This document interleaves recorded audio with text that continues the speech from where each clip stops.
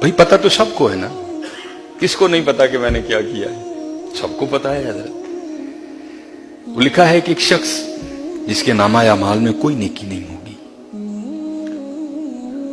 حکم جہنم ہو جائے گا اس کو، فرشتے اس کو پکڑ کر نہ لے جا رہے ہوں گے تو راستے میں آرڈر بدل جائے گا، نہیں بھائی جہنم نہیں جنت، وہ فرشتے اس کو جنت کی جانب لے نکلیں گے۔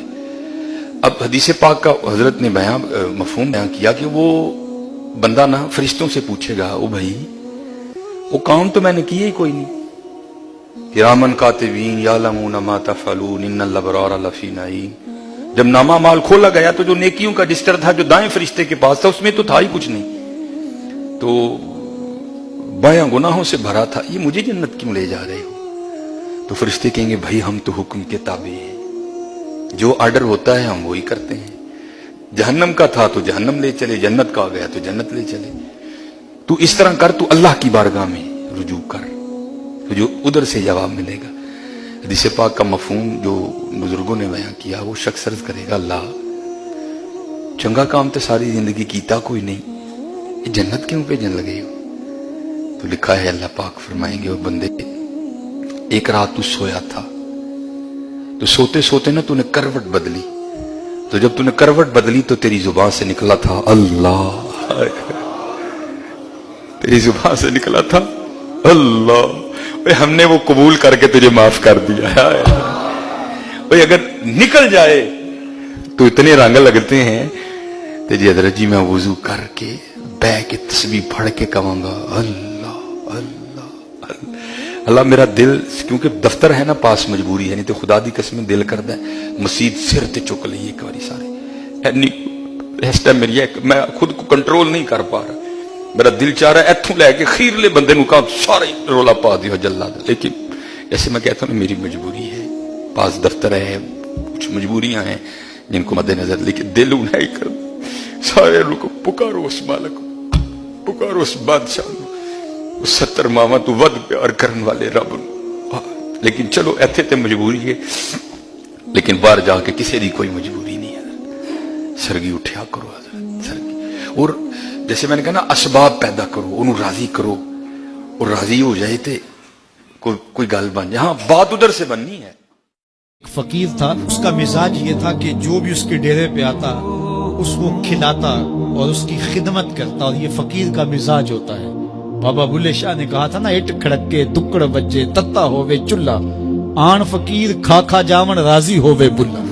تو یہ فقیر کا مزاج ہوتا ہے کہ لوگ اس کی چوکھٹ پہ آئیں اور وہ لوگوں کو جو ہے وہ کھلائے، ان کی ضروریات کو پورا کرے۔ تو وہ درویش تھے اور جو بھی ان کے پاس آتا اس کی خدمت کرتے، ان کے پاس کبھی رقم نہ ہوتی تو ادھار لے کے لوگوں کی خدمت کرتے، حتیٰ کہ جب ان کا آخری وقت قریب آیا اور حالات ایسے ہو گئے کہ لوگوں کو لگا کہ بابا جی اب رخصت ہونا چاہ رہے ہیں، تو سارے قرض خواہ اکٹھے ہو کے بابا جی کے پاس آ گئے کہ جناب ہمارا قرضہ ادا کیجیے۔ ایک جمگٹا بن گیا، اور بابا جی کو یہ فکر تھی کہ یہ میرے مہمان ہیں اور میں ان کی خدمت کرنے کے قابل نہیں ہوں، میرے پاس کچھ ہے نہیں۔ اتنے میں ایک چھوٹا سا بچہ تھا، وہ گلی میں پتیسا بیچ رہا تھا، آواز لگائی تو بابا جی نے اشارہ کیا، کہا میرے ان مہمانوں کو کھلا دو۔ اس نے اللہ کا شکر ادا کیا کہ میں سارا دن گلیوں میں گھوم کے جو بیچنا تھا ایک جگہ ہی مجھے گاہک مل گیا۔ اس نے مہمانوں کو سارا کھلا دیا اور بابا جی سے کہا کہ پیسے، تو بابا جی کہنے لگے بیٹا بیٹھ جاؤ۔ بیٹا بیٹھ گیا۔ تھوڑی دیر کے بعد اس نے پھر کہا کہ بابا جی پیسے، تو بابا جی نے کہا یہ سارے پیسے لینے والے بیٹھے، جب ان کو دوں گا تو آپ کو بھی دے دوں گا، آپ بھی بیٹھ جائیں۔ تو وہ یتیم بچہ تھا، اس کی بیوہ ماں نے اس کو تھوڑا سا پتیسا تیار کر کے دیا تھا، وہ روزانہ صبح دیتی تھی، وہ بیچ کے آتا تھا، اس سے گھر کا چولہا جلتا تھا۔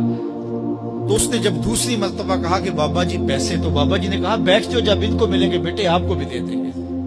تو اس بچے نے رونا شروع کر دیا کہ میرے گھر کا تو چولہا انہی سے جلتا ہے اور میری ماں میرا انتظار کر رہی ہوگی۔ اللہ اکبر، بچے نے رونا شروع کر دیا، اللہ کی رحمت کو جوش آ گیا۔ کوئی شخص بابا جی کے لیے نذرانہ لے گیا، وہ تھیلیاں پیش کی، بابا جی نے بچے کو دیا، جتنے بھی قرض خواہ تھے سب کو دیا اور شکریہ ادا کیا، کہا جاؤ۔ وہ سارے قرض خواہ بولے ہم صبح کے بیٹھے ہوئے تھے، یہ نذرانے والا پہلے کیوں نہیں آیا؟ کہا پہلے تم میں کوئی رونے والا نہیں تھا، ایک رونے والا آیا سب کا کام بن گیا. کسی ایک کے آنسو. اجتماعی دعا کا، اجتماعی توبہ کا یہی فائدہ ہوتا ہے کہ کسی ایک کا کام بن جائے. یہ تجارت میں اصول ہے کہ جب کوئی کسی کو آپ سودا دے نا تو اس میں کوئی خراب چیزیں چلی جائیں تو یا تو وہ سارا قبول کرے یا سارا رد کر دے.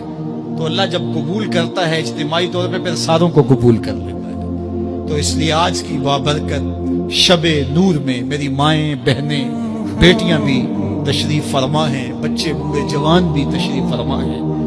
تو کسی ایک کے آنسو اللہ کو قبول ہو گئے، کسی ایک کی زبان سے نکلا ہوا جملہ اس کی بارگاہ میں قبول ہو گیا تو میرے جیسے گناہگاروں کا بھی کام بن جائے گا.